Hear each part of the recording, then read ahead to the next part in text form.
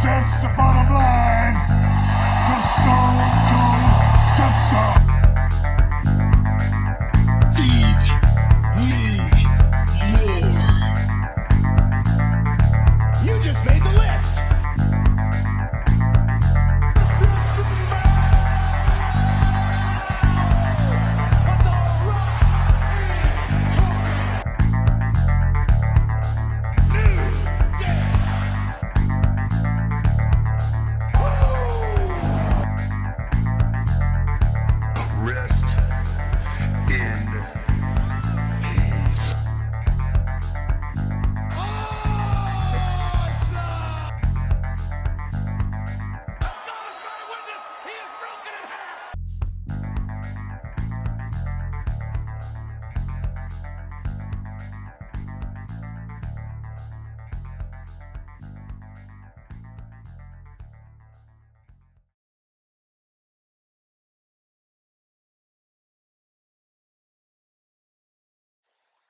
Well, this is embarrassing armchair bookers. No, what's going on, y'all?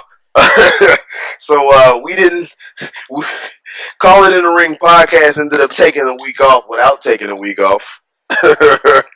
I'm Jazz. I'm here with my boy Pete. By the way, what up, though? Like I said, we took a week off without trying to. We recorded all of last week's podcast, but we had severe technical difficulties. For some reason, you could hear Pete very, very clearly, and you could hear me if I was in the other room, or if I was in the apartment down the street, like in the basement, like hiding under a blanket and like two pillows. My voice was so muffled it made no damn sense. So yeah, I didn't even bother to try to edit in that shit. I heard it and I was like, because normally, I clean the audio up and post, take out a little bit of white noise, turn Pete up, turn myself up, whatever, blah, blah, blah, blah. Put the pictures to go to the background, all that good shit. Throw the intro in there and everything. I heard that shit and I was like, bruh, what? What? Yeah. And it literally, if I put the podcast out, Armchair Bookers, if I put the podcast out, you would have heard Pete responding to questions and asking questions to no one. That's what it sounded like. That's literally what it sounded like. Pretty much. Hey. Yes. Am I still coming out of your speakers? Yes. Probably shouldn't be. Why? Because a little bit of an echo from me in the background. No, you're coming out of my headphones. Oh, okay. Then we're good. My bad. Okay. I might actually leave that in too, just like after that. Because I heard like a little bit of something, but it might just be because of the headset having the microphone like right next to it. Yeah. Oh, what? Okay, nothing. Something I'm gonna do in between videos. We're good. Yep. All right. I'm not sure. We'll see in post. I'm not sure how much of this I'm gonna edit. Call it in the ring podcast, everybody. Yay! Ooh. Holy shit! All right. Especially after the disclaimer I put up on the previous week before the last week that we couldn't do about sorry about the audio issues. Then we have one that we don't put up at all for audio issues. Goddamn. Anyway, it is June 14th, 2018. We are going to give our thoughts on the Raw and Smackdown from June 11th and 12th, 2018, respectively. Hopefully y'all hear this, so we're not just basically doing an exercise in futility. But then again, at least I'm talking to my friend about wrestling, so I don't know. At the very least, he gets to hear my opinion. I do, yeah. And then the funny thing that I thought through before we even get into it was I was like, if we're gonna miss an episode putting up, at least it was on an uneventful fucking episode of Raw and Smackdown anyway. So if you want our opinions on Raw and Smackdown from last week of the 4th and 5th, it was boring. It was basically boring. So there you go. All right, done. So but Braun left the ladder, and that was fun. That was good. Fucking love that character. That was probably the best part of it. I love that character. Right. Raw, June 11th, 2018. So show opens up with which everybody is starting to call out Corey Graves now for saying this is the first time the show's ever opened like this. And they're like, bruh, were you here in 2016? You were. So, with everybody up on the ladders this time, all for Raw women's Money in the Bank competitors, Raw men's Money in the Bank competitors, standing on various To ladders be fair, in the show. to Yes, be sir. fair, 2016 didn't have like the women competitors and the men competitors on top of ladders in a ring. So it was the first time that we opened like this because of the simple fact that we had women as well. Sure, why not? It's technically different than the last time. And I mean, you had two more people. I mean, it's a way you can just switch it up on them. Like, Corey, it already happened like this. Actually, it didn't. Last time it was only men. This time it's men and women. That's on some yeah I smoked but I didn't inhale type of shit right there. Like, it's like, sir, really? Okay. Anyway, yeah, but we opened up. Honestly, before we even get into this Raw, I'm gonna say that this WWE, this whole episode, thank you. This was the fucking like go home that we needed. Was it the best go home in the world? No, but did it feel like a go home show? I fucking thought so. Fair enough. What did you think, Pete? I like the opening segment. It was kind of funny. Are No, you I'm just talking about It was the alright. shows. Yeah. I mean, and we'll get into the rest of it as we go down. But for the feel of a go home, it felt like a fucking go home, especially compared to the last few go homes we had. So, like I said, they're all eight competitors are in the ring on various ladders, which I thought after the fact that because it opened up with everybody on the ladders with microphones and whatnot. So I thought if you were there live in attendance, it probably looked awkward before they explained what the hell was happening. For the simple fact that like you had to watch you had to watch all the ladders get set up. Then you had to watch everybody get mics. Then you had to watch everybody climb the ladders. Did they come out with their entrances? Did they not? It probably, like, if you were there live, it was probably awkward as shit. You were like, what the fuck is this? Mm-hmm. But then it opened to a great shot. So, yeah. So then Kurt Angle comes out and he starts talking about the matches and everything. And then one of the bigger things that everybody's talking about this show, which is kind of funny, but I think it works, is fucking Baron Corbin is now bald. Yeah, Or like cut his buzz hair. cut. His buzz cut his foot. That's damn near setting the fucking wrestling corner of the internet on fire more than anything else, which is like hilarious. I kind of think, and I mean, this is not me hating on Corbin at all, but I kind of think it might be a little bit about time he was starting to go bald. Why not? As well as if you're in a new position, change up the look. Was he going bald? Yeah, he's not like going bald, but he's lost a little bit of his hair up front. So yeah, I can tell. yeah, it wasn't like bad, but it was noticeable. But yeah, and like I said, you're in a new position, change of look. Seeing as how he's fucking constable now, what kind of Yeah. okay? I'm just gonna breeze by that constable bullshit. So yeah, basically they said Corbin is like, yeah, one of the cases better come back to not SmackDown. One of the cases better come back to Raw, otherwise Commissioner Stephanie will be pissed. Mm-hmm. And basically, Kurt, fuck you, undermine you. Everybody argued for a minute about who's gonna win, whatnot, this and that, which was pretty cool. Like I said, the opening segment was kind of yeah, everybody got to had, talk. like the little parallels with things. I didn't realize that like two of the people from the mixed match challenge were both, or two teams from the mixed match challenge were both in it. And I thought it was funny, like You had Alexa and Braun, and who was the other two? Sasha and Balor. Right. Yeah. And then everyone just starts yelling, and then I think Alexa screamed, Alexa scream. "It doesn't matter because blah blah blah blah blah," and then everyone just goes right back into blah blah blah blah, blah and then Braun screams. Yep. He's like, Yep. "It doesn't matter. It's Sunday. Someone's gonna get these hands." And that's all they needed to say. Everybody else shut up. I guess.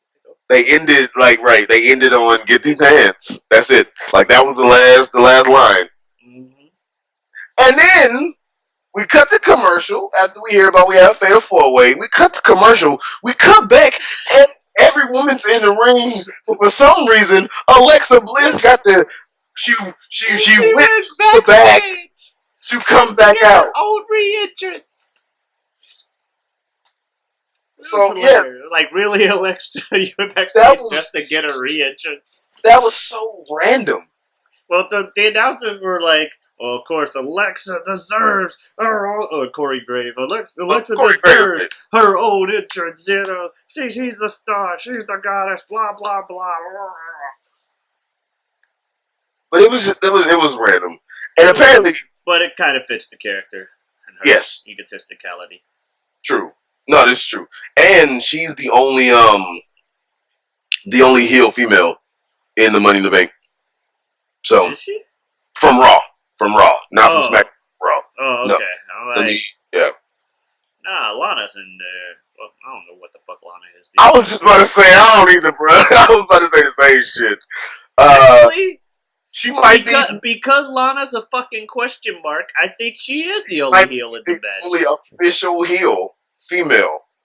Shit. Yeah, because Charlotte, Becky, and Naomi are not. And Lana's like teetering the line of who the fuck knows. Alexa is the only defined heel female in the match. Because Ember's not. Natalia's not. No. Sasha should be, but isn't. Charlotte got through being one a few months ago, so she's not one now. She wasn't even a heel in the Asuka thing. She was just Charlotte. Touche. It was literally the mutual respect face-to-face thing, which is why when Asuka lost, she just did the whole mutual respect. Congratulations! But yeah, so Natalya, Ember, Sasha, and Bliss in this match. Fucking damn good match, man. Mm-hmm.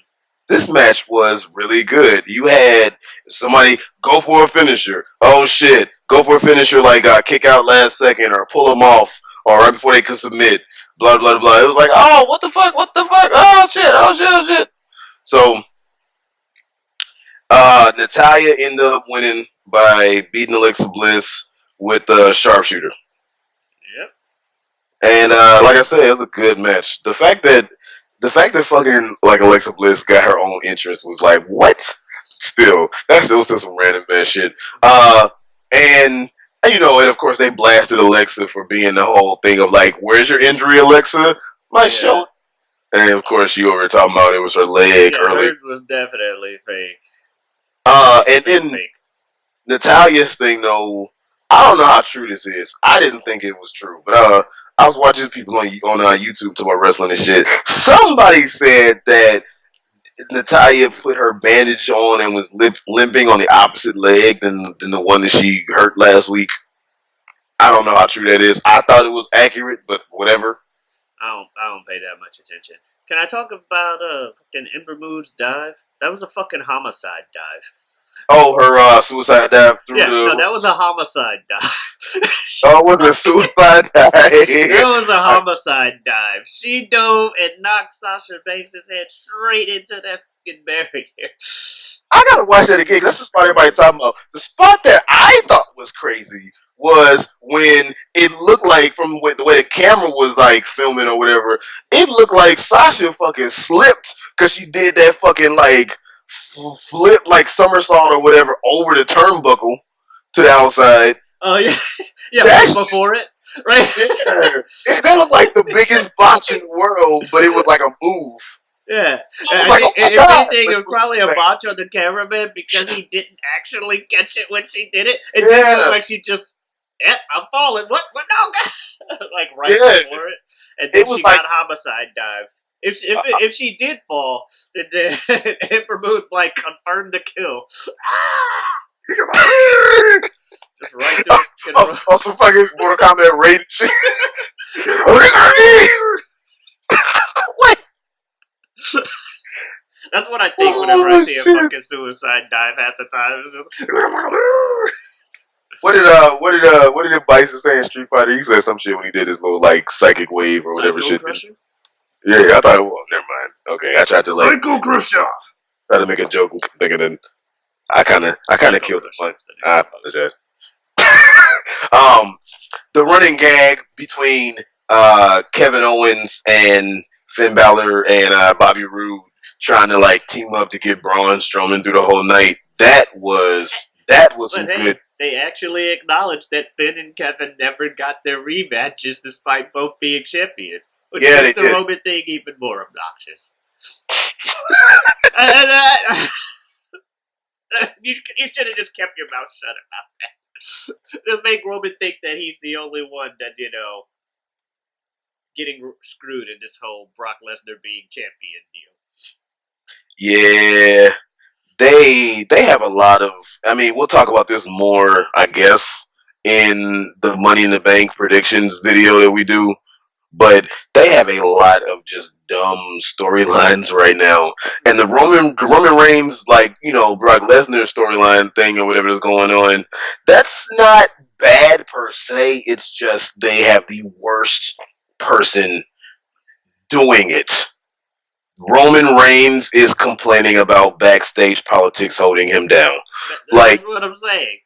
stop! Like, no. That's why they should have kept their mouth shut about Finn and Kevin never getting rematches despite actually being champions. And Roman's had like 4. They need to. Yeah, because like I said, it's not a bad storyline. It's just the worst person to give that to, right? Like not Roman right now with that. But anyway, moving. But you. Shit. Anyway, yeah, Kevin Owens trying to talk about, hey, we need to team up on Braun the whole night. They were doing that. That was good, bruh. I keep saying with the ladder last week and then what they've been doing, just period. They are doing every time I watch Braun Strowman. No, they're doing Braun right and they're doing Roman wrong. But I was gonna say they're doing such a great job of making this man look so fucking strong. God damn, they are doing a good job, and they're making him look strong without making everybody else look weak in the process, which is good, which is really good. So yeah, no, they're doing a great job with that shit. Ziggler and McIntyre defeated Breezango with the Ziggler. Yeah. Before we get to that, they had a little thing that popped up, and they hopped it up last week, like during SmackDown. This week on Raw, Ronda Rousey, Nia Jax, face to face. Oh god. They've been face to face numerous times. They're face to face for the contract signing. They were face to face last week, literally in the fucking locker room after Natalia limped away. There's no big deal about that. No, I know we'll get to the actual segment itself, but the fact that they kept trying to hype up that they'll be face to face was stupid. They've been face to face the whole time. If you want to talk about the hype for Ronda Rousey and Nia Jackson, what's dumb with that shit besides just speaking of bad storylines, but if you want to talk about what's dumb with that shit, how about that fucking she was ready for UFC? She was ready for wrestling. She was ready for Hollywood, which every time I hear that, I'm like, not really. Ready for the Ronda can't really act, but she was really, okay. But then say she ready for Nia Jax. And what I think is so dumb is they have Nia like smiling, and then it's supposed to be like a face. Never, all of a sudden she frowns. That shit looks so badly fucking like edited and just so corny to me. Is she ready for Nia Jax? And Nia goes, yay! And I'm like, what? You want to talk about bad shit with that? That just looks bad. That whole promo of the Rousey Jax thing looks so bad to me. Yeah, I don't like it. Anyway, yeah, I saw Breezango come out. I'm like, oh god, here comes Breezango. Then the fucking Dolph Ziggler and the music hits, and I'm like, yeah, they're so fucking dead. You knew how this was going before, before the bell even fucking rang. Like, oh, they're dead. And then Coach, I got a name for him, the D&D train. Everybody should get on or get out the way. And Corey fucking Graves. He just shat all over that. He's like, I'm not, there's no way I'm endorsing a name that stupid. We're going to just talk about it. I'm like, damn. That's why I say, man, Corey Graves. Sometimes Corey Graves is like, bro, why you gotta be that much of an asshole? Like, you goddamn.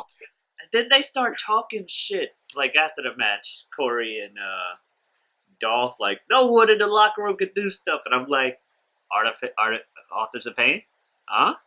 Gotta come out now? Nope. Okay. Oh wait. Oh yeah, I didn't catch that part. But okay. Yeah, after they beat them up, they went on a promo about how the tag team division is ass, and there's no good tag teams in the division. I did catch that, of course. And I'm like, Authors of Pain, the only No. other semi-credible team on the roster. No. Oh, okay. No. I thought that was a setup for them to come out and start that rivalry, but nope. It would have been, but no. Yeah. But no, man. Corey Graves, bruh. Corey Graves, like he really is a good commentator. You listen to what he says, and he says some stuff sometimes that is like just so very well thought out, put together, well said. Different types of like phrases, words, and stuff. Where it's like I'm sometimes listening. I'm like, damn, Corey, okay, cool. But he makes it a point to call you out if you make a mistake, and he just shits all over all his other people. I'm like, bro, why now? Like, sometimes it works, but sometimes it's like, come on, did you have to shit on the D&D train that hard? Well, it's a stupid name. But I mean, okay, yeah, no, I'm not saying if it's like necessarily the best thing in the world or whatever. No, okay, yeah, but did you? He had that fucking shit on that goddamn hard. Like calling a group D&D that's like athletic is just silly. Yeah, well, yeah, geeks. First thing you think of is Dungeons and Dragons, right? First This thing. is coming from a D&D player, so calm down, people. I've actually never played that game. Closest I got to playing anything like that is Yu-Gi-Oh. So, and I know that's like hugely different. Which is like the topics for another day. I was gonna say, which is why calm down, people at home. That's why I know that there's a huge difference. Anyway, so we have Roman Reigns and Jinder Mahal, and god damn it, like I said, Roman and Jinder's gonna be a thing whether we like it. The promo right before that where Roman was talking about something. I don't even remember what he says. All I know in my notes is just, "Oh, shut up, Roman." I don't even remember the promo itself. It's just like the note is like, "Really, Coach? D&D train? Artists of Pain? Nope. Oh, shut up, Roman." And then it goes to the thing about his entrance. That's hilarious. And can we talk about the entrance? Oh, real quick, did I mention the Zigmore? Okay. Yeah, you did. Where's You mentioned what happened. All right, what are you gonna say? The entrance. The crowd was cheering, but I heard cheers. Yes. You didn't hear any boos. All you heard was cheers, and I gotta say, there were a lot of cheers, but there was also a lot of indifference in the crowd's behavior with how much cheering was going on. There's a lot of cheering, and yet it took them like 4 cuts to the crowd to find people that were actually like jumping and looking like they were cheering. I didn't notice that. Like, I didn't know. I wasn't that eagle-eyed to catch that they were like searching that hard. And there were people that like straight up thumbs down, and I'm like, oh, holy shit! Why? Wow! Holy shit! And then, oh shit! What did Jinder do? Oh yeah. He fucking did the dick move and fucking putting Sabine Singh in the match. Yeah. No, so the way he built it up was he was like, I never said that we were fighting tonight, which I guess, okay, typical heel technicality shit. But then he goes, it's going to be someone who stands shoulders above, someone who's also Indian, the great. I was like, bruh, because the whole time he built it, I was like, bruh, do not bring out Khali. Do not bring it. Like, that's all I was he did it in Randy Orton feud last year. I was like, do not bring out Khali. Do not do this. Do not. But then he said the Grace and he'll sing. I was like, Dick for as bad as Roman and Jinder is, as much as we don't care or whatever, this was a funny little swerve and a nice little moment. So, yeah. And then, of course, Roman proceeded to fucking, within like 5 seconds, Superman punch spear. Like, the fuck? There's no point. It's like, what did you expect? I mean, I gotta give it to Sunil Singh though. I actually, as much as I don't like Roman and Jinder, and I'm not a huge fan of Sunil, I like him a little more than the other two. I'll put that out there for what he does, Yeah. But then so then of course, and then Jinder gets in the ring and starts beating up Roman, and okay. Moving on. Pretty much. The B team versus Heath Slater and Rhino with Heath Slater when his made this shirt, which was the shit. Yeah, I like the Rhino made this shirt. And their shirt is trying to rival the B team with like who can get the best fucking homemade low budget ass t-shirt. Exactly. It's totally why I was there to mock the B team shirt. It's just Rhino made this. Speaking of which, B team shirt is nice, but apparently they are selling those shirts for like a decent amount of money. And I'm like, bruh, I can get a white tee and a Sharpie. Like, and it'll pretty much look the same. I know. That's the funny part.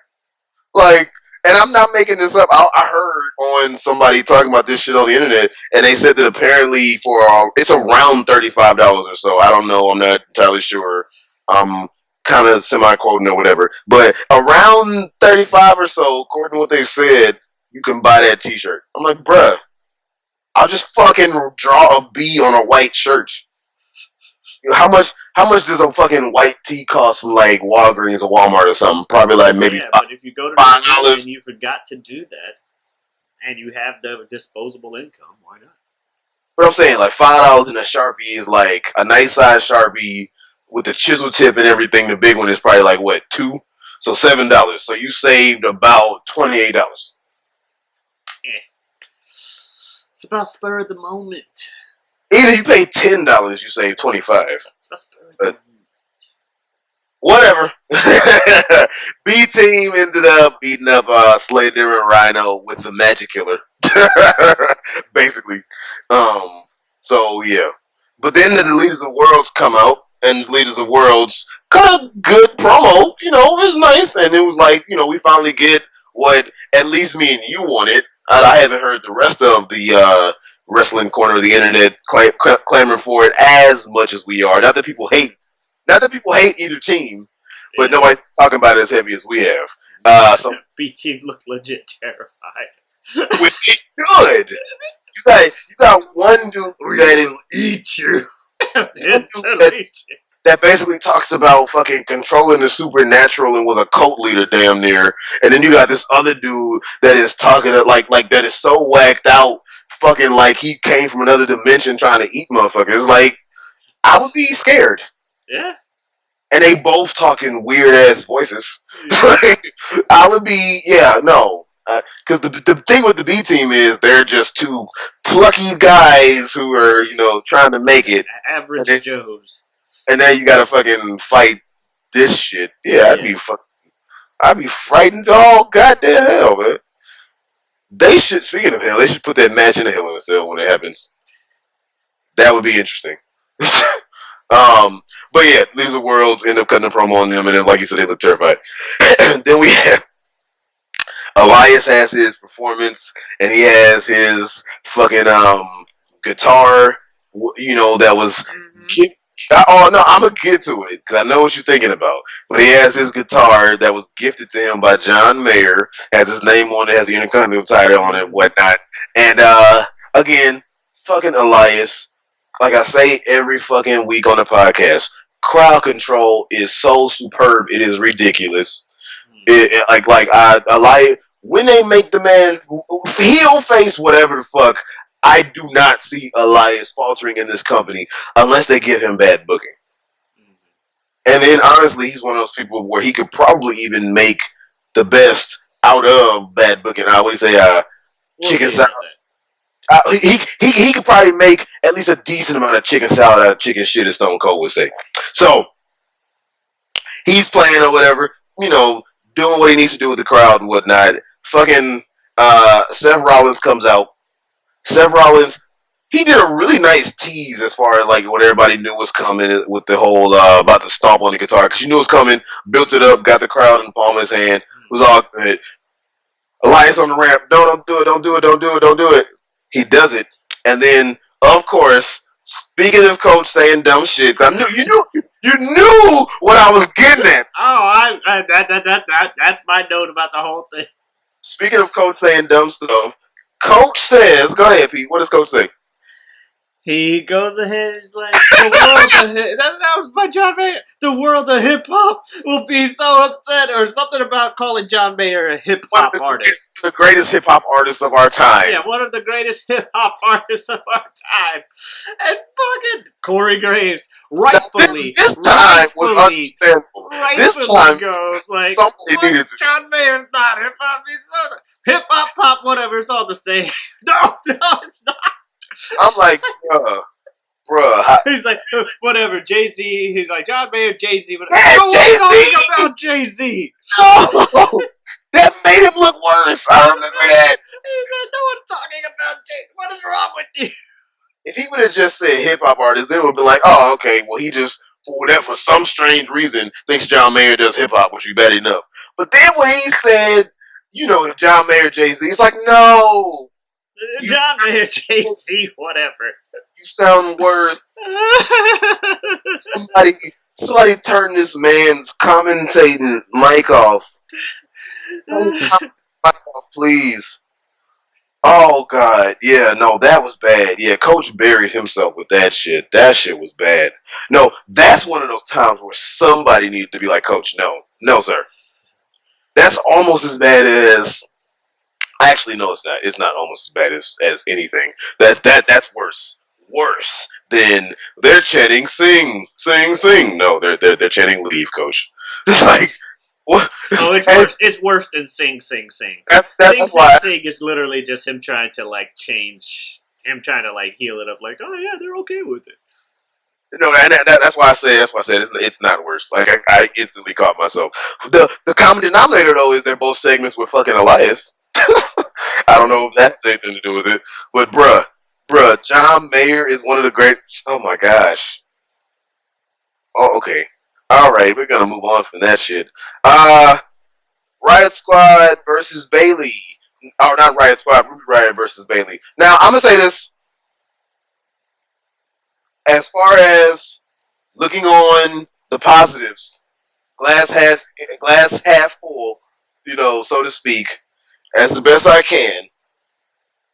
The little bit that they gave the Riot Squad to do leading up to the match, I thought was good for who they're supposed to be. Trash in the hallway and whatnot. Cutting dude's tie was kind of like, okay, that's kind of dumb. But trash in the hallway and all that on the way up, I was like, okay, they're supposed to be these fucking Riot quote-unquote starters and chaotic motherfuckers and we break the rules and all this shit. Punk rock, even though nobody on that team is really punk rock but fucking Ruby, but whatever. Punk rock, all that shit. Alright, cool. For what it was supposed to, for who they are supposed to be, this was decent. Because they're trying to give them something. I think. Maybe. Possibly. Question mark. Random as hell. But whatever. I see where you're going. Where you're going. I'm not gonna refute anything. It just when I saw it, I was like, this is fucking random as hell. Whatever. You want to talk about random as hell? We're gonna get to the end of the match. That was random.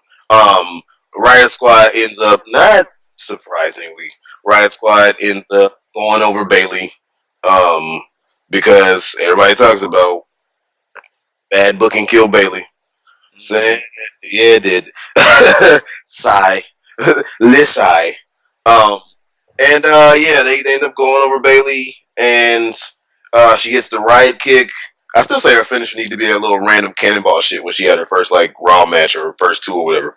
But she does the Riot kick, which don't nobody even really know that she has a finisher, let alone that's what it is. But hits it, and then afterwards, you want to talk about random? The fucking Riot Squad transformed into the female NWO for a little bit. Fucking pulled out black lipstick or Sharpie or whatever.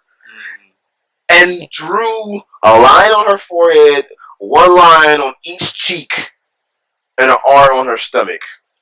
I think the lines on the face were just supposed to be a bit more random than just meticulously line on the forehead, line on each cheek. It's like, haha, we're just drawing on your face.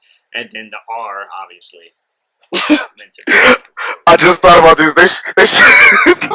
They should have drew a penis on her forehead like some frat boy shit.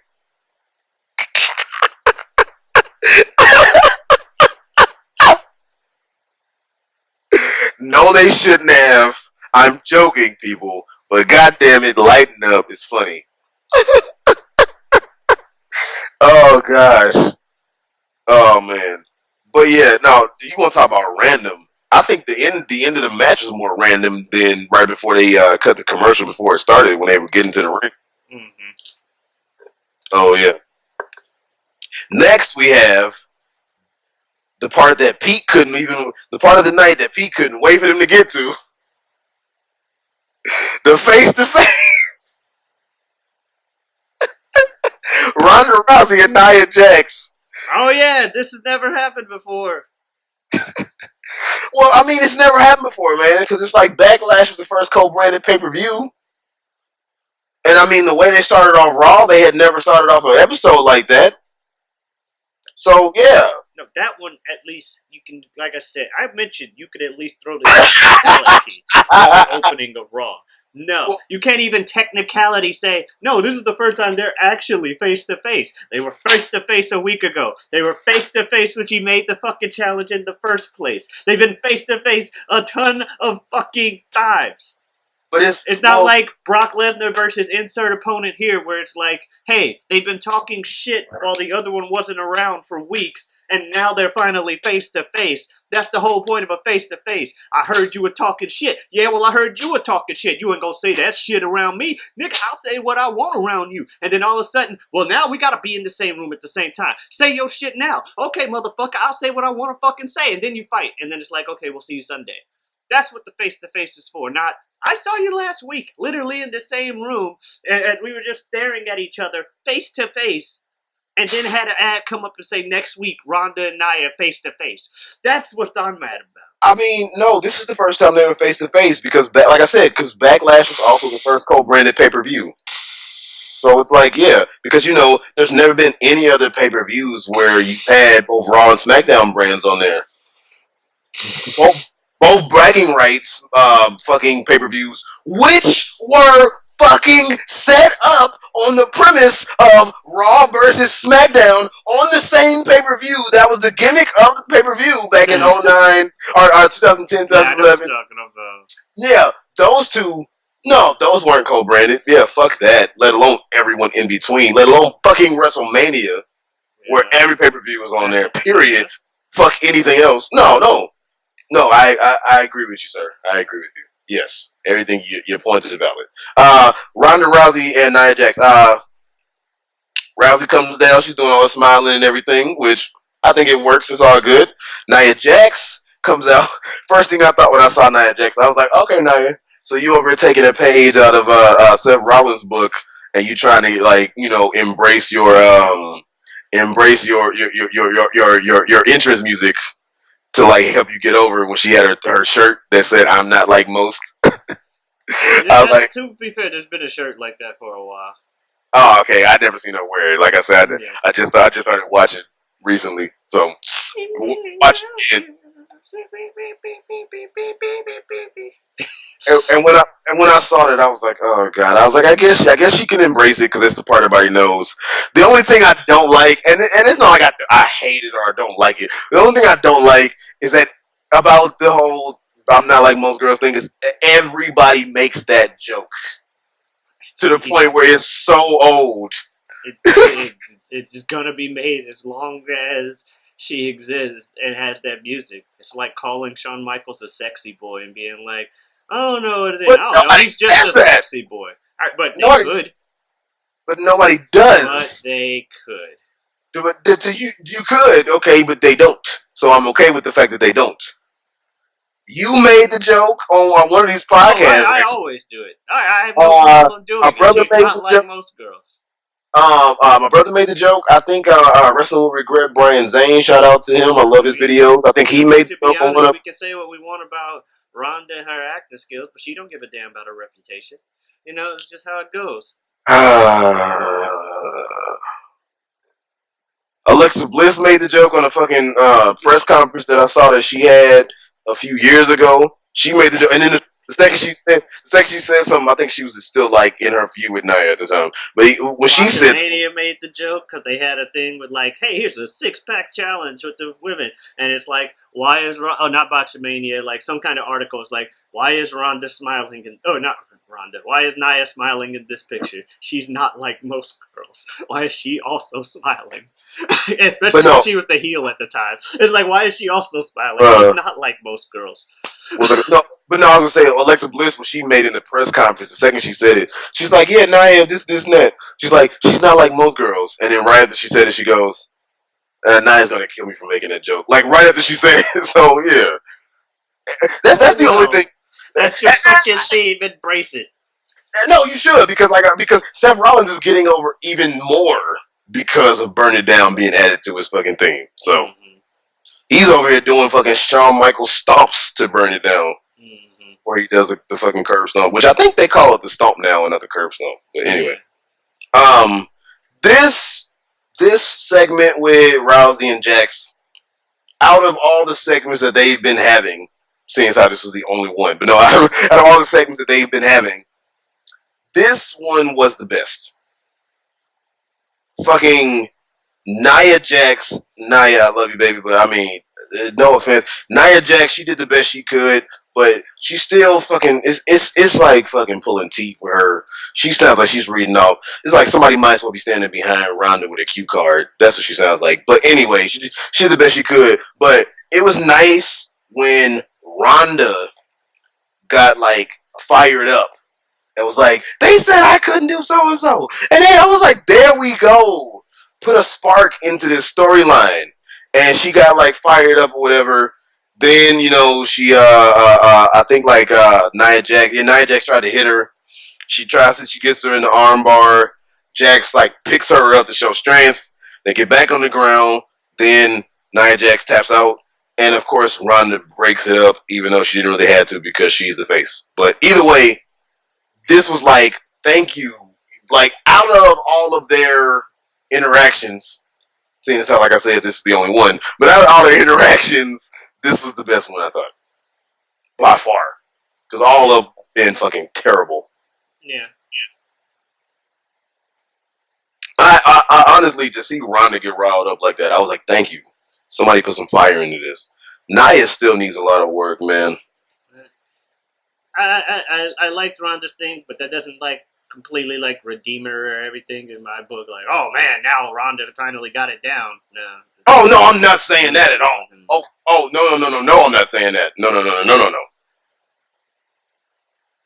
No, it was just nice to see it this time.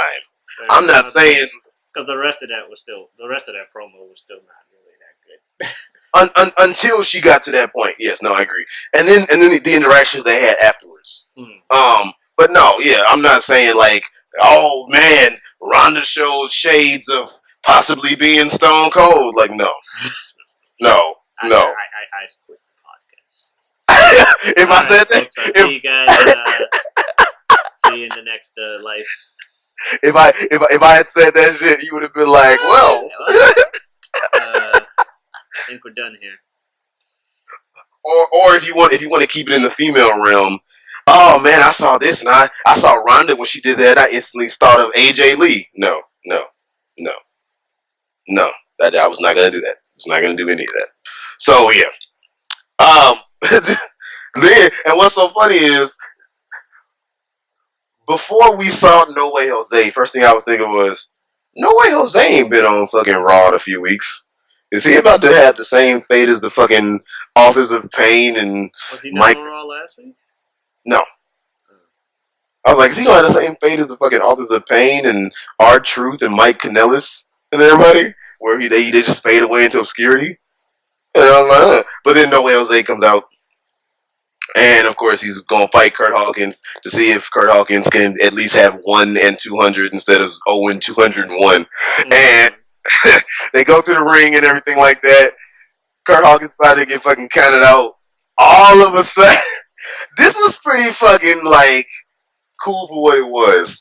All of a sudden, one of the fucking dudes in the conga line, the dude in tutu pops up out of nowhere, and I thought for maybe a second, and I don't even know why I thought this because this is Kurt Hawkins' like thing is I lose all the time, but I thought for maybe a second that he was gonna act, they're gonna let him go over, but no, no. Poor Even a fucking sneak attack, yeah, the man couldn't win.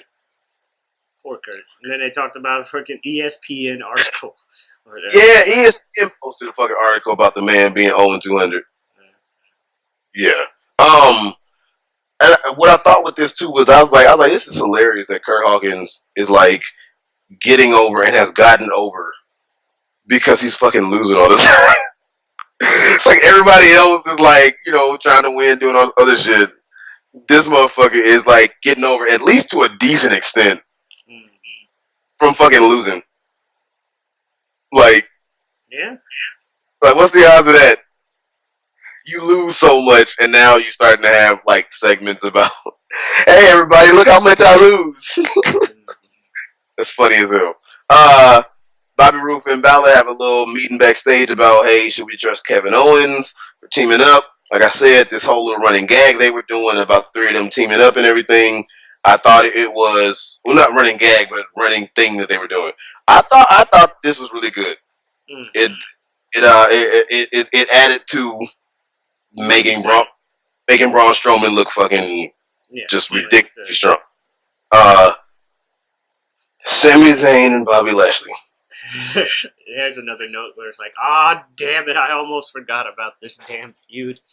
Uh, Like, the thing was going so well, and it's like, no, we have an obstacle course. Out of all of the feuds that sometimes, you see, they happen, take a week off, happen, this happens, blah, blah, blah, blah, blah, blah. This has been happening every fucking week.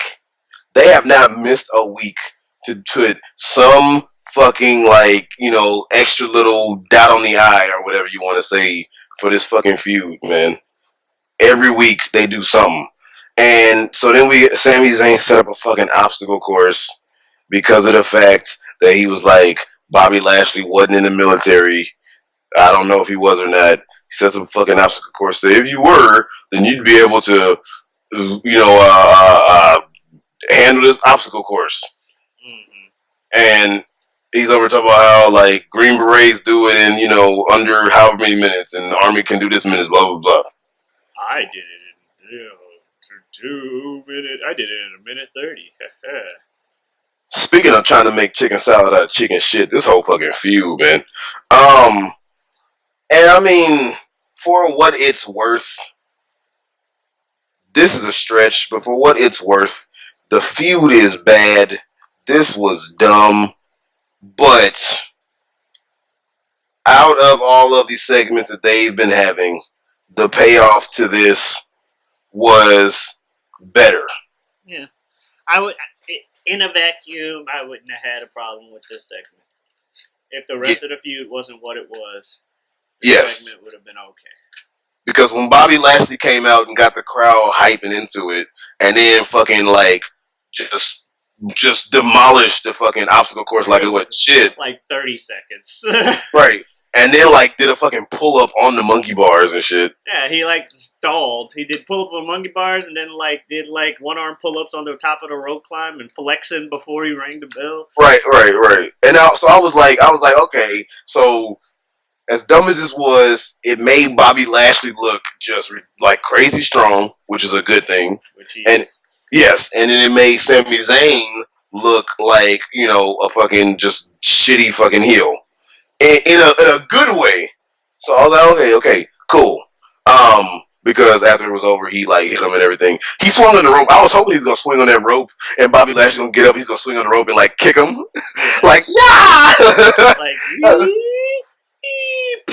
You're right, on some pendulum kick him type of stuff. But no, so this segment for what it was, this was a good segment of everything. It's just the worst thing about this feud, man, was Bobby Lashley's sisters. Whatever they did from there on there was no coming back from Bobby Lashley's goddamn sisters. Pretty much. It could have been the best feud in the world leading up to the Bobby Lashley sisters thing. The second they did Bobby Lashley sisters, it just would have lost whatever. Mm-hmm. It was already pretty what the hell in the first place. But yeah, Bobby Lashley's goddamn sisters. Like I said, the Bobby Lashley sisters shit, that killed the energy in the rest of the night for the rest of that show. So yeah. Mm. Right before the Fatal 4-Way, Braun Strowman. Fucking Braun Strowman.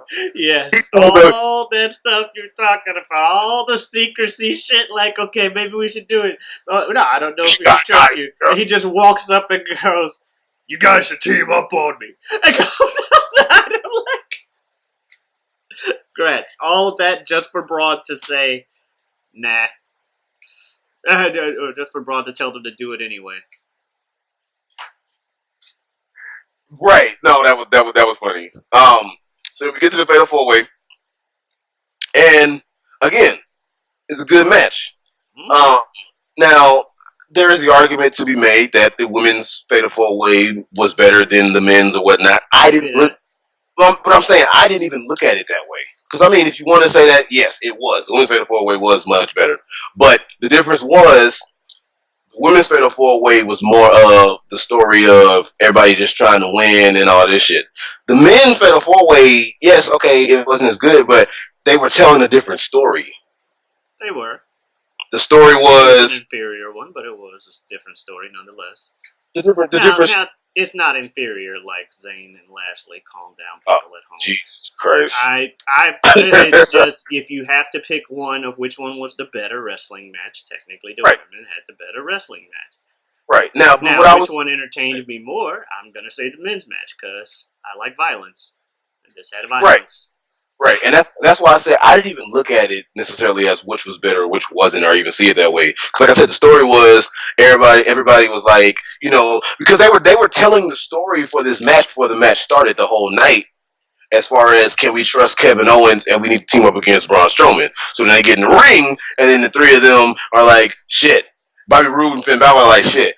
I guess we got to team up with this dude that we don't fucking like to fucking destroy this man.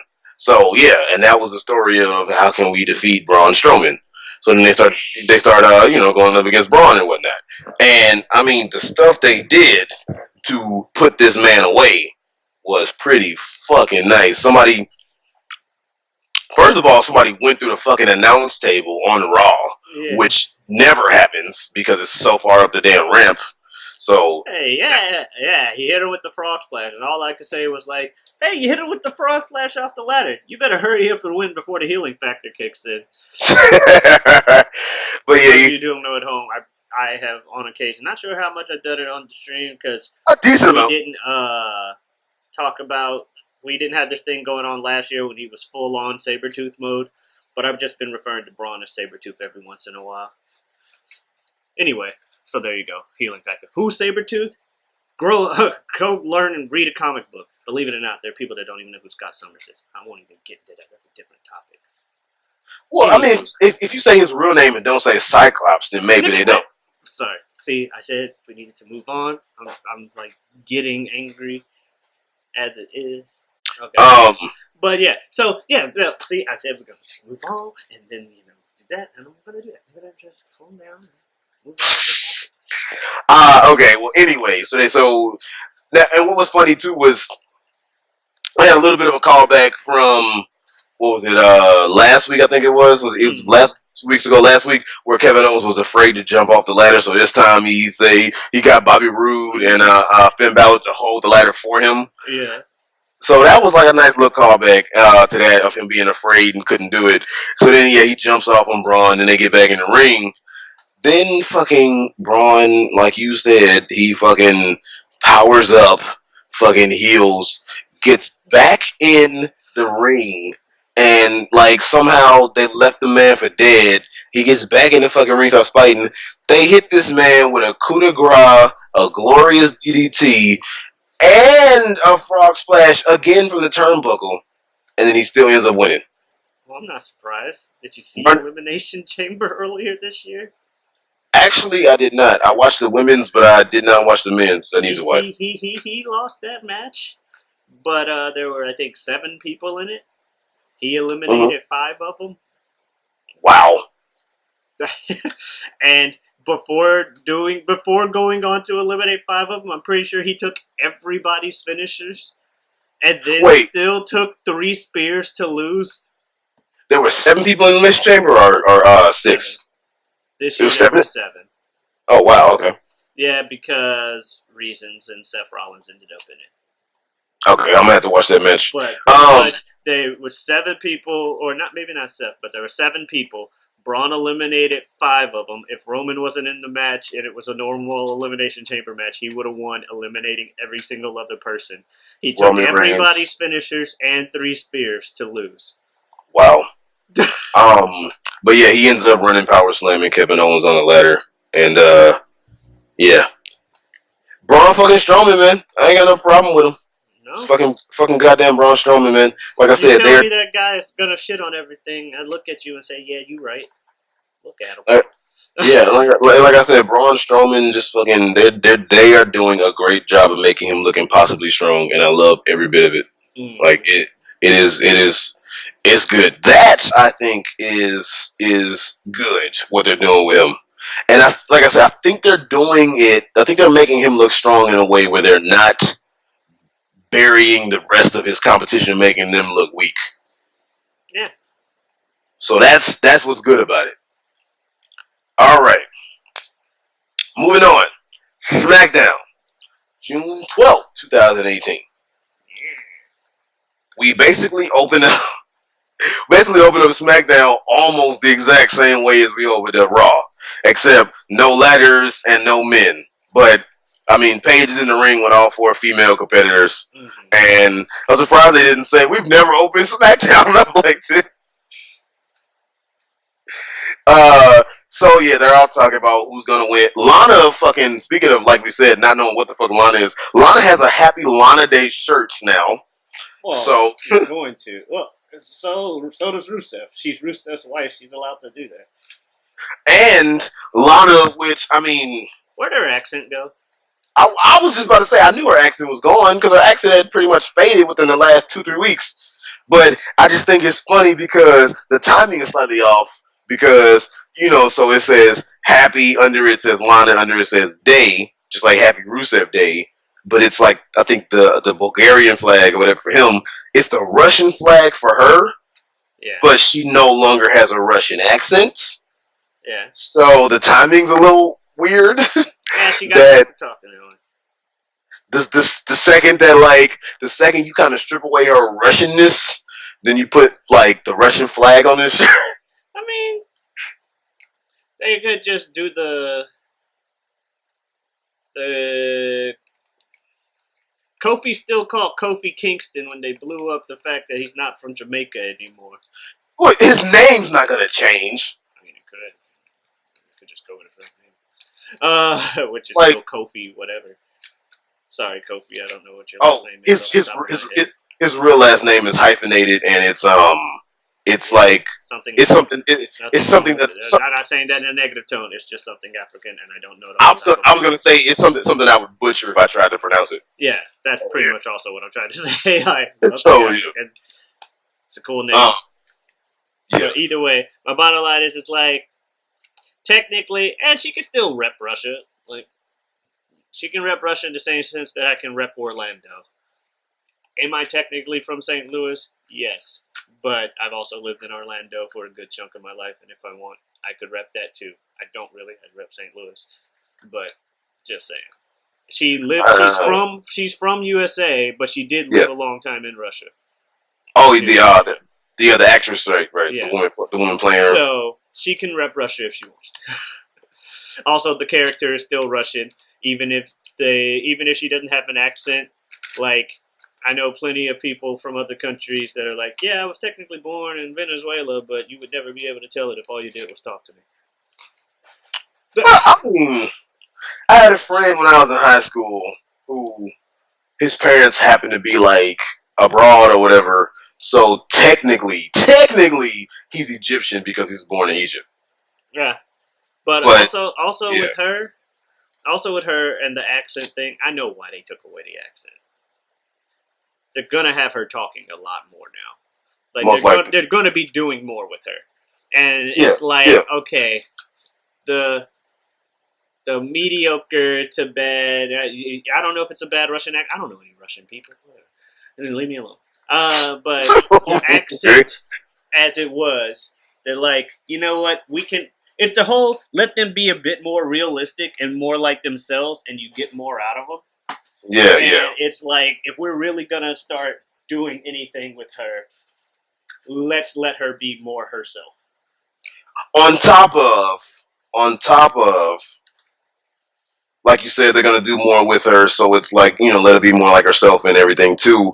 On top of, she was doing the Russian accent when they first had Alexander Rusev, and she was introducing him and all that shit. So the Russian thing was really just a vehicle to help Rusev get over. Look at this, attractive woman who's from Russia who's introducing Well, her client, blah blah blah. also anti-Russian like sentiments were like extra high at the time, and it helped like Yeah, make right. him Help, heel. help. Right, right. Help So push the heel thing because he's like, the the Putin thing. Vladimir Putin. Right, right. And then he would put his picture up and stuff. I'm good. I kind of missed that whole thing. It Um, was the same fucking picture. Vladimir Putin.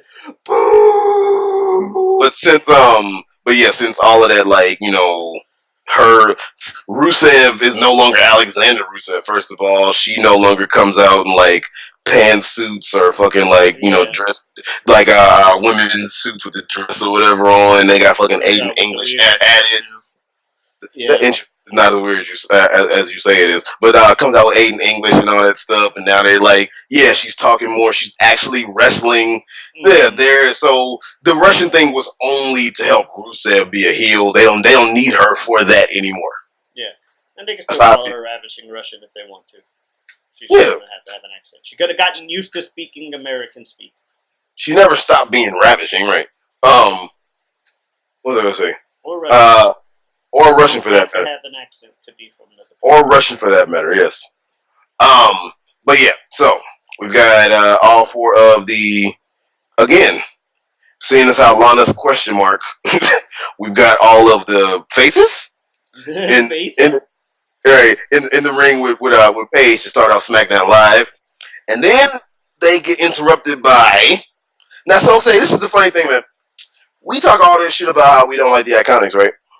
That's what the sigh's about. I just have a note in my things that says sigh, and I'm like, why That's would I funny. just put sigh? But I'm saying we talk all this stuff about how we don't like the Iconics. Yeah. Apparently, we are the only ones. No. From what I'm seeing on people who like do kind of online news or post about wrestling and stuff like that. Apparently, a good amount of people like the fucking Iconics to the point They're not thinking straight. where we're going to Or be maybe we're not they're thinking too straight. to the point where we're not going to be like we're not going to stop seeing them. I'll put it that way Oh, we're not. Oh, no, because clearly the brass likes them. the brass being what does that mean? The people in charge. behind the show. Okay, I've never heard that term Top before. brass, the top, Uh, the higher ups. Clearly they like them. oh yeah, But, no, we're not the only ones. I was I know watching my this. roommate, for one, definitely hates those bitches. I was watching this, and I was just like, as I was watching it, and you know me, like I said, with the debut they had, I was like, oh shit, we got heels on SmackDown. Oh my god, heel female team. Oh, and it's two. Oh my god, oh this is gonna be. And then the second week they let me down, and they haven't stopped letting me down since then. And I'm watching this, and I watch stuff even if I'm kind of expecting not to like it. I watch it with like I said, a hopeful eye.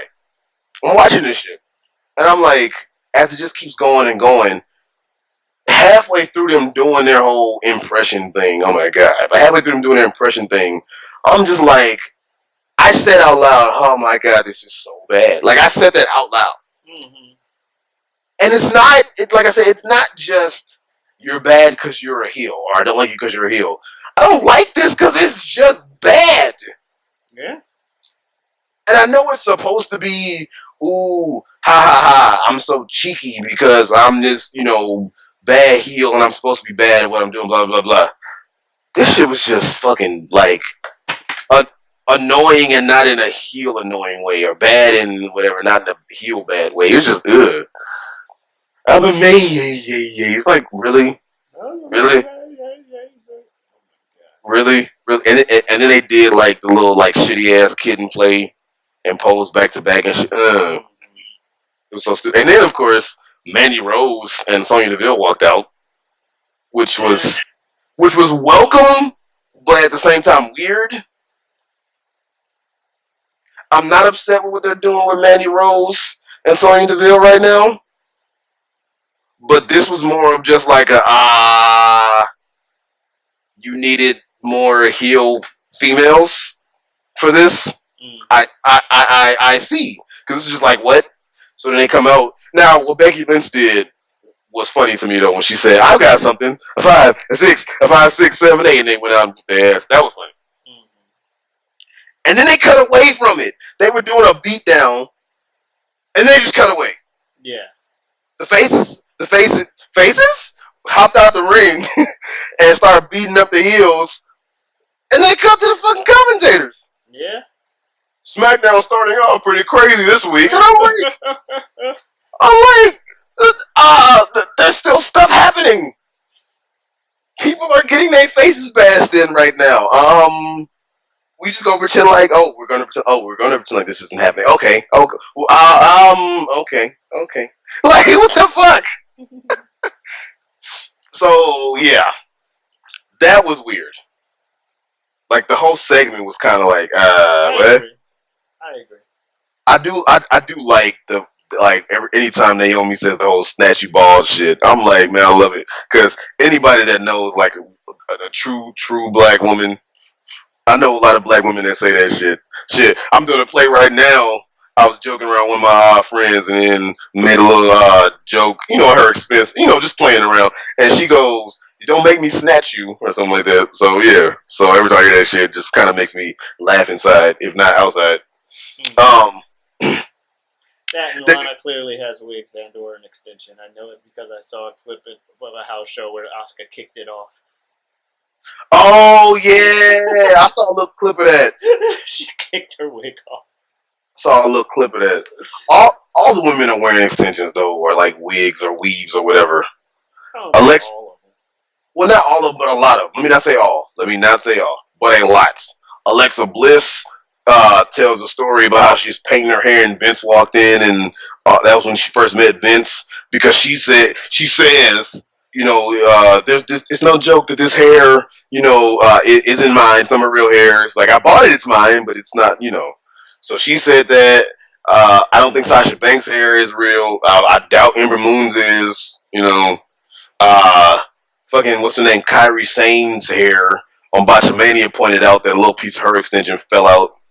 So yeah, a lot of, let me not say all, but a lot of the women are wearing like some type of extensions. Yes. So yeah.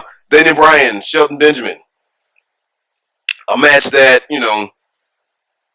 10 years ago would have been even... Was Daniel Bryan coming 10 years ago? Not 10 years ago. 5, 6, 7, 8 years ago. He might have been... 10 years ago, maybe not. But I think he's like AJ Styles, where he technically was signed by WWE, and they gave up on him after like 2 weeks, and then he had to work his way back in.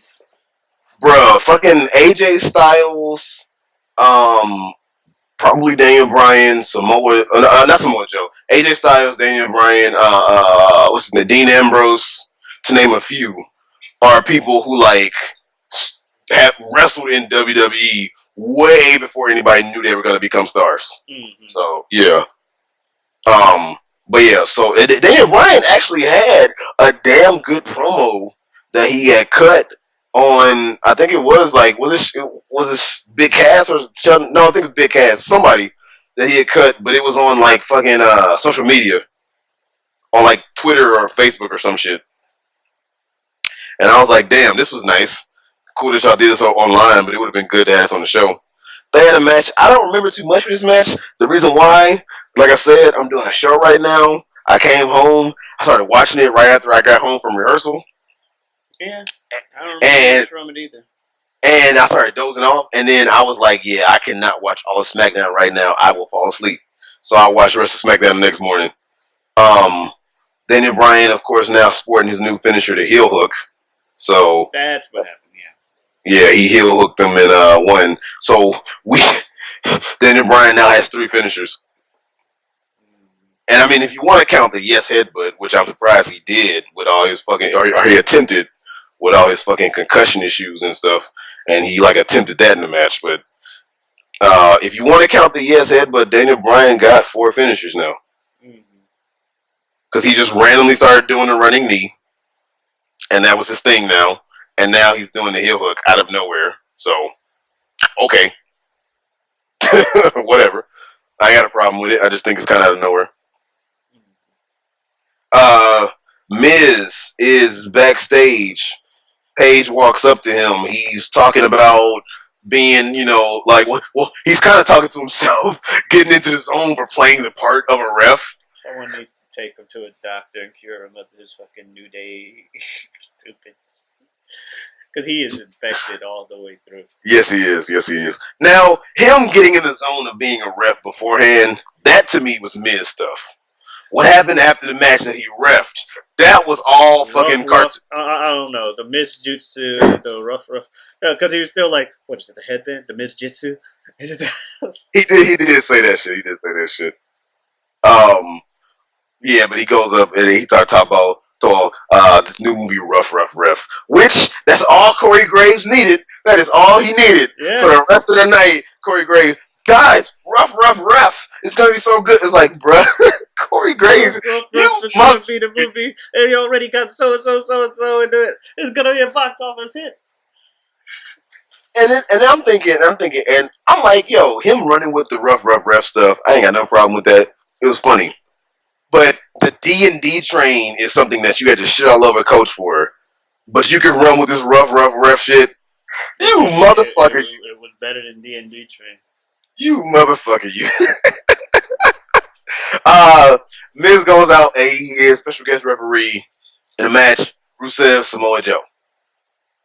Which are, minus the New Day, because we don't know who the fuck the fucking New Day is picking, are the male competitors from SmackDown. Had a match. Pretty good match. Yeah. Miz got a little frustrated or whatever, and he got distracted. So Rusev ends up beating Samoa Joe. After the match, Miz hits Rusev with the skull-crushing finale. I believe Samoa Joe just said, "Fuck this, I'm out after I lost you motherfuckers for, shitting over me." Miz gets ladder, pulls, a Samoa Joe opening fucking SmackDown 2 weeks ago, grabs the briefcase, and then this is when the shit turned into a fucking old, like, so 80s Saturday cartoon. He gets the goddamn thing, and I'm like, well, that sets in stone that Miz isn't winning Sunday. Got the last laugh, they got him doing that. And then, like you said, it's like so he grabs the briefcase, pulls it down, opens it up. Nice job on the cameraman for keeping it hidden from those of us at home. Sometimes they get weird angles or whatnot. This was, or they missed up. Nice job on the cameraman this time, because they had all Miz and they had the mic on the camera so we could hear him. Whatever. After he opened it, they panned away so we couldn't see. And then he opens the briefcase, says something now stable, and he just goes, "There's a contract in there. There is a contract in there, and I'm gonna win. See it?" And then Byron's like, Miz, you might want to look here. It's just peg." And then this dude, this was so silly, and I loved every bit of it. This dude grabbed he grabs the pancakes and falls to his knees on some fucking super villain, like fucking 1980s Saturday morning cartoon shit. New Day! Cut to the back, and you got Big E holding a fucking bowl of pancake batter and a spoon, and fucking Xavier Woods and Kofi Kingston in the same fucking t-shirt with Xavier Woods holding a fucking trombone, and all three of these dudes are fucking laughing their asses off like evil geniuses. Mm-hmm. This was so good because it was so fucking stupid. Yeah. I loved every bit of the end of this match. The match itself wasn't bad anyway, No. but I loved every bit of the end of this match. I agree. Oh my gosh. When he fell to his knees and went, New Day! I was like, really? Really? This is like old 2012 Miz. Really? Yeah, I was like, oh, that shit. He could bring really back too if he wanted to. But I was like, wow, I loved it. I loved every bit of it. And then I believe we had Carmella before we had the Hardy Nakamura match. Renee Young, Carmella's getting her makeup done. Renee Young comes up. Carmella's like, ew, Renee, which is funny to me. And then she's like, I'm trying to take a selfie. Yeah, don't photo by my pics. And she basically interviews her or whatever. Says she wants to fight Asuka. Oh, I forgot to say earlier in the night, Paige walks by and fucking runs into Asuka, who's randomly wearing her fucking entrance robe and waiting out by like backstage equipment. Thought that was so fucking go. I thought that was so fucking random. No, if you get fucking Paige caught does, up, look. no, Paige doesn't have I'm an gonna say what office. you're gonna say, and I'm gonna say what I gotta say. Go ahead.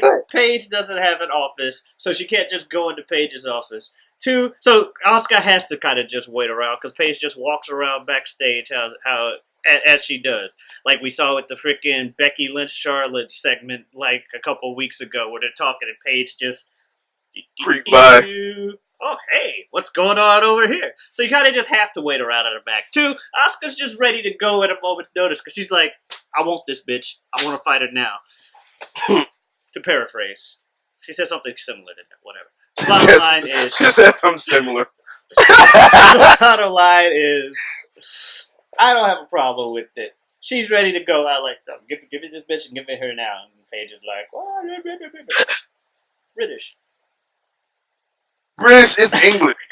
What the fuck? God damn. Anyway, no, I was gonna say if you can call out Natalya for wearing her entrance gear watching television a few weeks ago, I can call out Asuka for having her entrance gear on. At least trying to fight. She had her entrance gear on, waiting by nothing.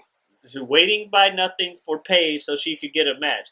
Natalya's literally just watching a match at the end of the night. No, Natalya's not waiting for a match. She's just she's just watching a match at the end of the night. I see the point you're making, and you're making a decent one. But then she fucking walked off into the goddamn shadows, like fucking Batman. Like, it was just random. And both of us are reading too much into this. But yes, like, no, it was just random. Anyway, so Asuka gets put into the 8-woman match. They make it she said, I can't give you Carmella. Carmella gets put into it, so it becomes a 10-woman match. First time they ever had a 10-woman match on SmackDown. So yeah. Alright, come back to Carmella. Carmella is getting makeup done, talks to Renee, basically says, yo, Renee, I don't give a fuck about Oscar and nobody else. I'm gonna whoop all these women's asses. Ain't nobody got shit on me. Bam. Jeff Hardy versus Shinsuke Nakamura. Good match. And then Shinsuke just ends up saying, fuck it, gets fed up when I think he got whispered and winded after getting Twisted Faded or something else. Mm-hmm. And then I think that's Swanton Bomb too. I think Jeff hit him with all the signatures / finishers he had. So Shinsuke said, you know what, fuck this. Just low him right in front of the ref. Just didn't even try to hide it. Just said, I'm done. Yeah. And just low shot this dude. And then just fucking started doing this counting. And the crowd counted with him, which was funny. Yeah. And so yeah, and then I thought that was pretty cool. Then we had we go from pretty cool to explain to me when you've ever seen a ride that said you have to be 7 feet tall to ride. Oh, nope. That's your boy. Nobody would ever ride a ride. You would. How, how big would the seats be? I If don't you know. That's your nobody boy. would ever fit on a roller coaster. You wouldn't have anybody going to that amusement park if you had to be 7 feet tall to get in there. Oh my God. Hey, here's the worst part about what I'm about to say. Is it's gonna sound like I'm defending your boy Cass. Technically, the thing had a 7 foot thing on it, but it was like a 4 foot two. You must be this tall to ride. It was just a 7 foot tall height meter. Oh, like where the hand was at a different part? Yeah, like he point because I it was didn't even part. notice it. That was part of his whole promo. He's like, I wanted to take everybody, but here's the problem. And then he points at like the 4 foot and a half or whatever. Daniel Bryan wasn't able to go on the ride. I didn't notice where the marker was. No, the thing was just no. When I first saw it, I was right there with you. Like, really, you have to be 7 feet tall to ride this? What? Are you fucking kidding me? I was totally ready to be like, Jazz, your boy fucking up. I don't know why you so into him, but no, he technically on that regard, the height requirement was about standard. The thing just happened to be 7 feet tall, so that they can emphasize that he's 7 feet tall, quote quote. Right. Right, because and when the first thing I thought too when I saw that was I was like, bruh, they shortened that 7 foot mark about fucking 3 inches. Yeah. That motherfucker's he's like 6'9". That's not really 7 feet. No, But and you can tell by like the little like marks on the thing too, because it's not like equidistant from the 6 foot thing. that's funny. Like the 6.5, and then there's like 2 or 3 more ticks, and then it says 7 feet as opposed to like 5. Now what I did notice though was I didn't notice that the hand that the marker was you must be this tall right there, but I did notice that he put his hand way low. So whether I noticed the marker or not, I was like, damn, Brian is not that short. He's not 4 feet tall, but that's what he's trying to say. Daniel Because Bryan's 5'8". he's like, oh, I'm tall. Well, he's still short. 5'8" is He's, short. he's still short. Below average.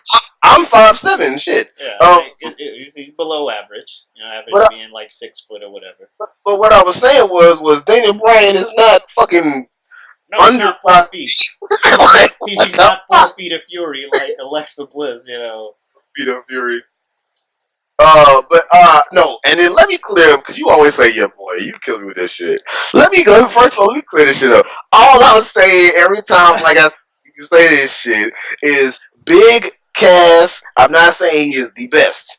All I'm saying is he is not the worst. The man is actually not bad on the mic.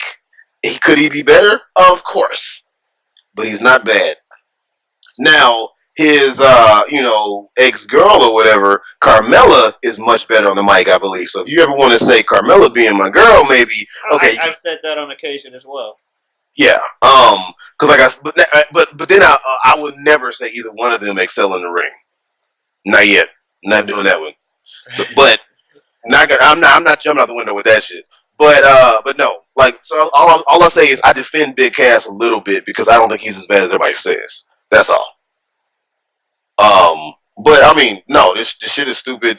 But he's doing the best he can, trying to make chicken salad out of chicken shit. Because right now, and again, like I said, we'll talk about it when we get some Money in the Bank predictions. But they have a lot of storylines that are just have like rooted in the dumbest fucking possible reason for a storyline right now.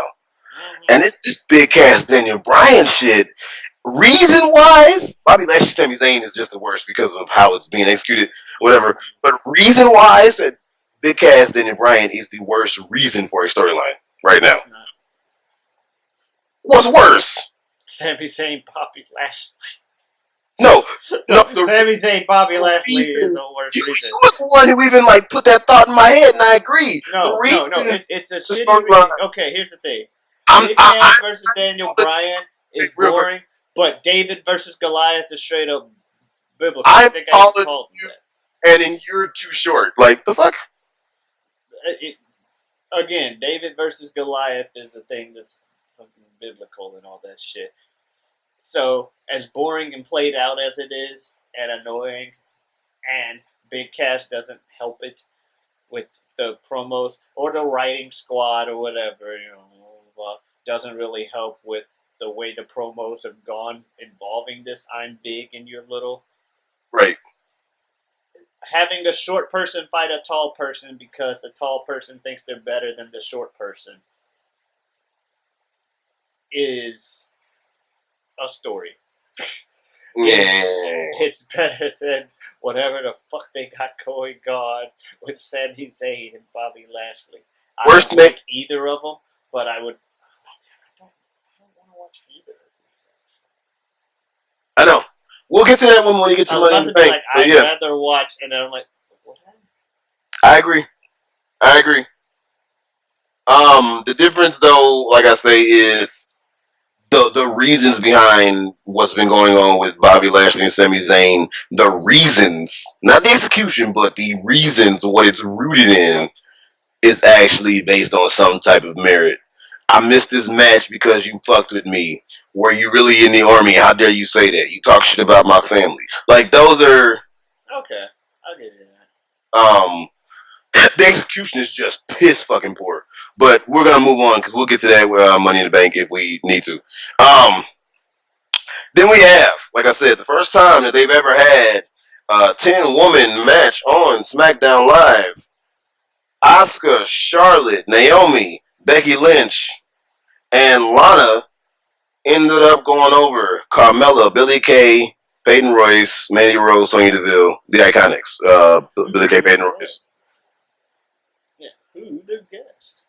Asuka ends up winning by submission with the Asuka lock on Carmella, which some people I saw were saying was a bad thing to do before the pay-per-view. Yeah, she's definitely losing now. But I'm saying it was a bad thing to have either one of them go over that hard on the other, seeing as how they're going to have a match Sunday. Mm-hmm.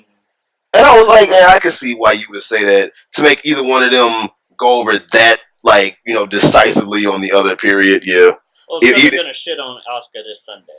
Well, I was going to say, even if they had Carmella, beat Asuka and, like, pin her with the kick or whatever, it would have been bad. So I kind of agree with that. I'm telling you why they had Asuka do the Asuka lock thing. Because Carmella's going to win clean this Sunday. That's got to be the only reason. And it's going to piss people off. But they're like, no, we're not making Asuka look weak by having her lose to Carmella. See, she beat Carmella in the, 10-women match. Sure, you could use the excuse that, there were other women, so she got weakened by the other women and blah, blah, blah. But that's all semantics. In a vacuum, it works. What was I going to say? I didn't see the match because I also work and got home late to watch it, and my source for watching it got taken down halfway while I was watching it. Oh, I got you. You got taken down while before the match. Like the intros. They were doing the intros for the people, and then they did the Special Olympics thing. And while I was observing that little segment, it just stopped loading, and then it got taken down for copyright. Wow, that's pretty fucking funny. Mm-hmm. But I don't remember too much from the match. It wasn't a bad match. I just don't remember too much from it. But you do realize before we move on, because this is what I was thinking. You realize that next pay-per-view, which is Extreme Rules, we are most likely going to be seeing some Iconics. Because, they had the Iconics walk out during, Backlash and the fucking kickoff. Which Booker T gave one of the best reactions when they came out there. They did, and he said, "What the hell was that?" Which was funny as hell. But, fucking, you remember that shit? No, I just picture Booker T doing that. You remember that shit? Nah, no, I don't. Yeah, it was like, Booker T, Renee Young, I want to say Peter Rosenberg. That's a real response for Booker T. I want to say it's Booker T, Renee Young, Peter Rosenberg, and maybe like David Otunga or somebody. And then in the middle of them talking about, what's going to happen in the match or the night or whatever, the Iconics walk out and say, excuse me, and they start talking all this shit. They do typical Iconic heel whatever stuff for like a good maybe I don't know, 5, 6 minutes or so. They leave.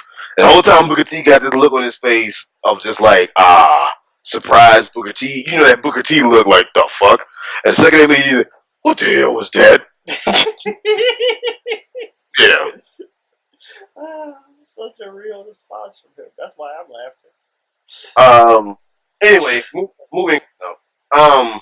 Like I said, I thought that the go home for Raw was a pretty fucking good go home, especially with the state that wrestling is in right now with all these where this match come from or damn this is a shitty storyline match right now. That was a good. WWE is in, so we don't piss off the New Japan Pro fans because that is better. Blah blah blah. Better product, better wrestling, whatever. The state that WWE is main roster WWE because I'm not gonna talk so we don't piss off people watching NXT. So main roster WWE is in right now. With that shit, fucking. So with what they had, I thought this was the best episode so far of what they've had. With what they've had for Raw, SmackDown was okay, was not terrible, was okay. Raw, I thought was really good. You got any final things to say, my friend? Raw was good for what it was. SmackDown was alright. Could they have been better? Yeah. Will they be? No. It's unrealistic to expect them to be. If you had to pick one of the two that was the better this week, just out of curiosity. Okay. Because if you said SmackDown, I was going to genuinely ask you why. I was going to be curious, like, alright. But that being said, we're going to go ahead and close this out, people. If you would like to see more of my man Pete over here, then you can go ahead and see him stream. He streams every now and then. You don't have a set stream day, do you? No. I need All right. to. I'm going to now because you know what? I'm affiliate status now, bro. Means I got a subscribe button. Word. That's what's up. He streams. He streams at least twice a week. Yeah, at the very least. He streams at least twice a week on Twitch.tv. Plays fighting games. Says he's not good, but you can at least go and have a good time, chill out with him, hear him talk shit about himself and how he fucking sucks. Because I've been friends with this man for 20 plus years, and he would definitely do that. But no, go watch him play some fighting games, watch him have a good time and everything like that. That's twitch.tv/Giotavi. So that would be twitch.tv/GIOTAVI. As well as if you would like to actually see our faces, myself, Jazz, and Pete, we keep this nerd train going, and we are reviewing every Dragon Ball Z movie in the order that they were released. And that is going to be on Pete's channel, the other channel, and that's going to be Feo Grande, and that is Spanish for Big Ugly, spelled FeoGrande on YouTube. So you can go ahead and check that out. He's got other content as well, but the main thing is that. And also, if you would like to hear me rap, if you want to hear me rap, I actually have an album out with one of my other friends, Eder Bionic, and myself. What in the fuck? My friend Eder Bionic and myself, I rap under the name Super Jazz. Super Jazz. Anyway, we have a group called Same Difference. Our album 20-something, and that's 20-something, is basically anywhere that you can get albums. So iTunes, Amazon Music, Google Play have a few singles up on our YouTube channel. Same Difference. So yeah, you can go ahead and check that out. As well as just throwing it out there, if for whatever reason you're in the St. Louis area, which I doubt anybody is because we don't have any viewers right now. This is for real. But if anybody is in the St. Louis area, on July 13th at 10 o'clock, we are going to be having the last Same Difference show for a while because Pete's going to be staying in St. Louis and I'm moving to Chicago. So if you want to see us live, you can go ahead and do that. Oh, his name's Pete too? I mean, not Pete. Darius. Thank you for giving me that. Darius is going to be in St. Louis, and I'm going to be living in Chicago. So, yeah. I'd say I don't think I'm moving up to St. Louis anytime soon. Also, I'm not part of St. Difference. And I also act. So if you want to see me do a show this Friday and Saturday, come down to the Central Library and we're doing Shakespeare in the Streets. Friday, Saturday, 8:30. There you go. Downtown. Yeah. All right. See Word. the man. The man's good. Got a wide variety of ranges when it comes to acting, from comedy to serious. I hope I wish so. I knew the name of like one of your comedic roles. Comedic. Your comedic role, so that could be like anything from Emmett Till to insert one of his comedic roles here. He can do it. I feel like the only play that you saw me do was that one. So yeah. But yeah, we're gonna go ahead and close this out though, because this podcast is getting longer and longer and longer by the minute, and we're talking less and less and less about wrestling. So that that that being said, we're gonna have another video for our Money in the Bank predictions. Money in the Bank 2018, which is June 17th. So go ahead and join us on the other side. Catch you on the other side of Money in the Bank predictions. On the other side. And remember, guys, if you need to make an audible, you can always call it in the ring.